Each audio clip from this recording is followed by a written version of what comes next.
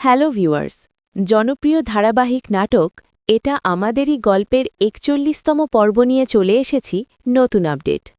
এই পর্বটি কবে, কখন এবং কোথায় মুক্তি পাবে সব জানতে ভিডিওটি শেষ পর্যন্ত অবশ্যই দেখুন। ৪১তম পর্বে গল্পে আসছে নতুন মোড় এবং আবেগঘন কিছু মুহূর্ত।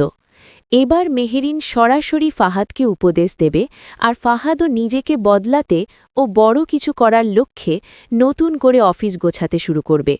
অন্যদিকে সায়েরা ধীরে ধীরে ফাহাদের বিষয়ে অনুতপ্ত হয়ে পড়ছে। তার ভেতরে শুরু হয়েছে নতুন এক দ্বন্দ্ব। এদিকে সামিরকে ঘিরে বাবা মায়ের দুশ্চিন্তা ক্রমেই বাড়তে থাকে।